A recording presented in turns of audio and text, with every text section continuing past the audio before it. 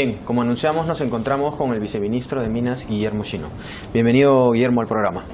Muy buenos días, gracias por la invitación, Jorge, gracias, Oscar, y agradecer a Rumbo Minero por estos años que llevan información especializada en el sector minero. Muchas gracias.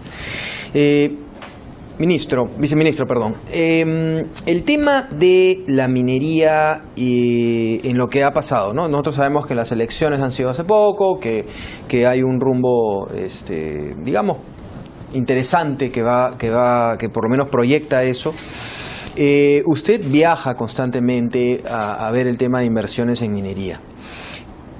¿Qué va a pasar en los próximos años con respecto a bajado los precios de los minerales? Han habido cambios en el sector. ¿Qué cree usted que va a pasar y cuál es esa oportunidad de la que hablan muchos que tiene la minería peruana con estos precios bajos? A ver, el contexto de precios bajos efectivamente hace que el Perú tenga una mayor oportunidad de atraer más inversiones que el resto de los países por los bajos costos de operación que se tienen en el Perú. Y eso es conocido por todos los inversionistas mineros en el mundo.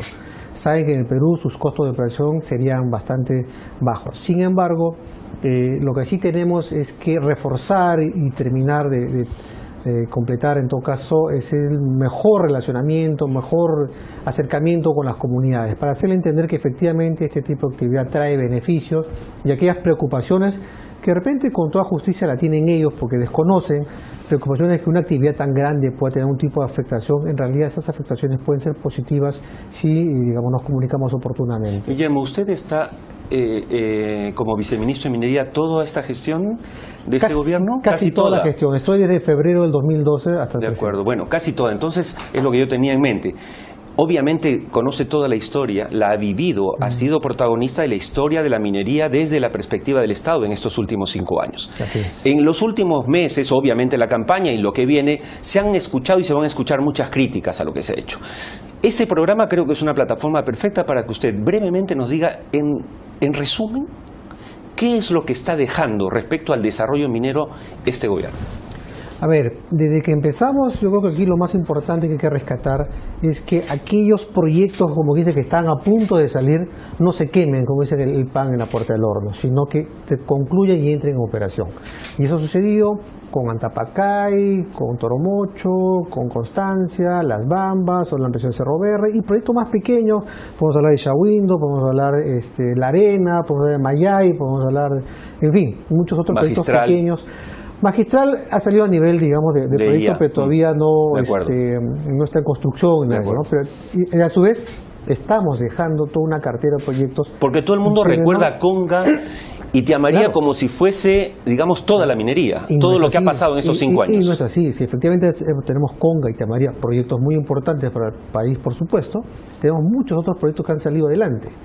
Lo que nos está quedando, sí es cierto, y es propio de un contexto de estos precios, son proyectos de menor envergadura, cuyas inversiones son de menor monto. La exploración se ha retraído por la falta de financiamiento. Y a pesar que efectivamente la exploración se ha retraído producto por la economía china y por lo que sucede en estos precios, a pesar de ello, en la exploración, las inversiones de exploración en la región latinoamericana, Perú es líder.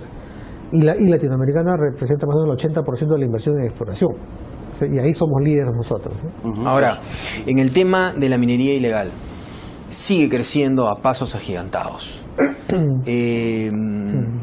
No se ha logrado mucho en este gobierno con el tema de la minería ilegal, pero en su experiencia, ¿cuáles son los pasos que se deben tomar? ¿Qué temas se deben tocar y debatir con este tema? Porque sí hemos visto intentos, no es que no se haya hecho nada, sí hemos visto intentos, pero lamentablemente las cifras son fuertes, ¿no? No se logra, y me parece que antes de ayer ha salido un reporte de un crecimiento de más del 60%, ¿no? Sigue creciendo, ¿no? Sí, a ver, en el caso de la minería ilegal es uno de los puntos que creo que sí es una parte de la agenda pendiente, sin resolver, o más que sin resolver, en realidad ha tenido poco avance, pero algún avance ha tenido, y que dejamos, digamos, pendiente para las siguientes administraciones, que tiene que reforzarse y tiene que, digamos, tomarse este tema tanto por la formalización de aquellos que sí pueden formalizar como aquella interdicción que hay que darla en aquellos mineros que llamamos hoy día ilegales.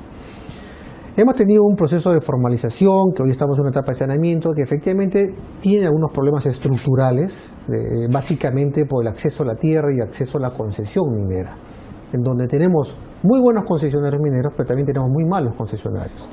Y entre los buenos, que ellos permiten la formalización, firman convenios de explotación con los mineros artesanales que están ahí, pero hay otro grupo que no desea tener ese tipo de convenios, y más bien aparentemente estarían yendo más por la ilegalidad, tratando de especular con la concesión. Entonces ahí es donde tenemos que hacer cambios ya legislativos, cambios de ley, donde hay que asegurar que aquellos que efectivamente tienen toda la voluntad, trabajan ordenadamente, son mineros artesanales, y que están en concesiones donde hay personas que especulan, tienen muchos años con la concesión y no hacen ningún tipo de actividad, habría que ver una forma de que ellos puedan acceder por lo menos a ese tipo de beneficios. Es más fácil arrancar por Nazca, por estas zonas, ¿no? Claro, la minería ¿no? informal o ilegal está concentrada, digamos, en 5 o 6 zonas básicamente, ¿no? Si bien está en todo el país, pero en realidad donde se concentra más es Madre de Dios, Puno, Arequipa, zona de Chala, Nazca. Hay un triángulo entre Nazca, Puquio y Chala, y la zona de Piura, ¿no? Creo que también hay algo en La Libertad. Pero reconoce en todo caso, Guillermo, que digamos es algo que no pudo enfrentar con éxito este gobierno, ¿no? Es lo que está faltando, se ha faltado reforzar más. Ha habido, como le digo, algunos temas. Hay un universo de 70.000 personas que declararon que querían formalizarse. Porque cuando el gobierno inició esta campaña en el año 2012, se dijo a todo aquel que quiere formalizarse que venga y se inscriba. De 400.000 me parece, ¿no? Lo que pasa es que la cifra no es exacta. No es exacta. O sea, se supone que porque es informal, al final no la tienen esos clara, 70.000 en realidad no es que yo solito voy y yo soy único el que trabaja ahí. Trabajo con 1 o 2 personas, quizás 3 o 4. Entonces, con eso cuando hablamos de los 400.000, 30.000, en realidad eso hay que dividirlo entre 3 o 4, que más o menos nos está dando como 100.000 por ahí. O sea, pero los impuestos que tendrían que pagar, ¿no debería haber algún tipo de concesión para que puedan pagar, digamos, regulado? Porque ahí es donde también se entrampan un poco las cosas. A veces hacen sus cuentas y no... En un inicio ellos trabajaban bajo un esquema de liquidaciones de compra, con los cuales eso, que no me acuerdo el porcentaje, pero hay un porcentaje sobre esa liquidación de compra que SUNAT directamente recaudaba y iba al fisco, sin necesidad que ellos tengan que recurrir a todo un tema de luego en sus compras tener que deducir ciertos gastos de IGB que tenían para poder compensar. O sea, simplemente sobre la venta se descontaba. Yo diría, entiendo que SUNAT le tiene también otro esquema, porque ya todos tienen que tener RUC y factura, ya no se puede hacer con la inscripción de compra, pero claro, hasta cierto nivel de venta ellos no hace falta que demuestren gastos, simplemente se le aplica un porcentaje para retención de impuestos, nada más. Porque se entiende pues que si son mineros artesanales, pues sus facturaciones deben tener un cierto promedio que no exceda, digamos, pues a un nivel que ya se podría considerar que no es un pequeño minero, claro. o no es una pequeña industria. Claro. Una cosa, Guillermo, por su trabajo, obviamente, usted ha recorrido todo el Perú, y en particular en los sitios donde hay proyectos u operaciones mineras. Las últimas elecciones, la semana que pasó, nos dan un mapa electoral donde el Frente Amplio ha ganado y rotundamente en sitios como Cajamarca, Puno, Apurímac, Huancavelica, Moquegua, Tacna, lugares donde hay proyectos mineros importantes. A pesar de eso, ¿usted es optimista sobre el futuro de la minería en el Perú o cree que el nuevo gobierno, sea de PPK o sea de Keiko, tiene allí un reto grande que enfrentar? Los retos siempre van a existir y a pesar de ello yo soy optimista, porque las Bambas han entrado en operación. Si bien hay conflicto alrededor de las Bambas, es un conflicto, como alguien por aquí lo denominó, es un conflicto de convivencia. O sea, no es que se opongan a la actividad minera, sino que quieren tener mayores beneficios de lo que genera este tipo de actividad. Entonces la Bambas ha empezado a trabajar. Constancia, que está muy cerca del Cusco, también ha entrado a trabajar. Corán es un proyecto, por ejemplo, de una Junior Big Creek, que en donde las 5 o 6 comunidades campesinas, todos están a favor de la actividad minera. Y hay un trabajo social ahí importante. Claro, un trabajo muy bueno hecho por la empresa. ¿Qué tanto ha crecido la antiminería en los últimos años que usted ha podido observar? Yo no quisiera hablar si ha crecido o ha decrecido, digamos, las posiciones que están en contra de la minería, ¿no? Yo creo que en toda democracia siempre existen distintas opiniones y distintas formas de ver las cosas. Hay quienes quieren cierto tipo de actividad y quienes no la quieren, hay que hacerlo claro. Guillermo, usted tiene, en el ministerio tienen una dirección de gestión social, ¿cierto? Sí, correcto. ¿Cuántas personas trabajan allí? Uy, a 10, nivel 12. nacional, no, a nivel nacional debemos tener entre 50 y 60 personas. 50, 60. Siendo la minería el sector empresarial, el sector económico, que produce más del 50% de las exportaciones, que tiene un impacto entre el 10 y el 12% en el PBI, ¿no cree usted que, si no este gobierno que ya está de salida, el nuevo, debería no tener 50, sino 500 personas trabajando el tema social? Autocríticamente, Guillermo, ¿no cree usted que hemos sido un poquito roñosos con el tema? Porque estamos hablando de más de la mitad de las exportaciones del Perú. Mira, definitivamente lo que hay que hacer, o sea, hay que entender cuál es la raíz del problema.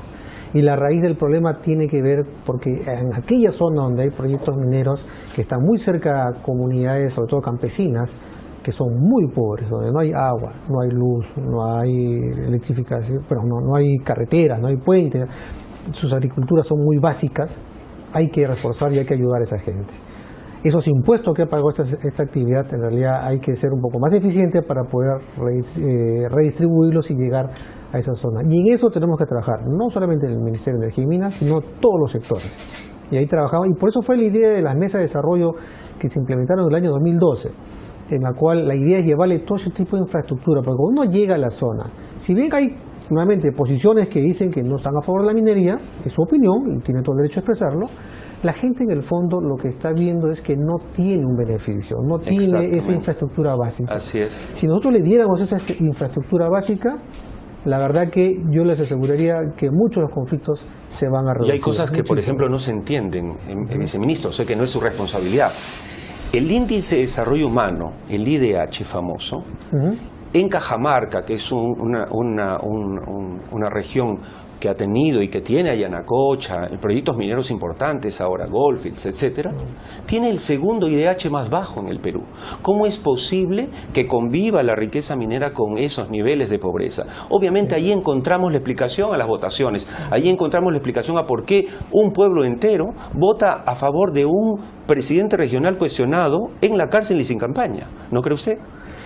A ver, aquí nuevamente, justamente por esas condiciones en las cuales ellos viven, con todas estas deficiencias o falencias que tienen con respecto a cierta infraestructura básica, efectivamente hace que esa gente no se sienta cómodo, no se sienta contento con el modelo económico y con el sistema en general. Por eso buscan a veces a una otra alternativa, no importa si esta puede ser considerada por algunos radicales o extremistas, pero es una alternativa quizás distinta para ellos que podría traerle algún beneficio.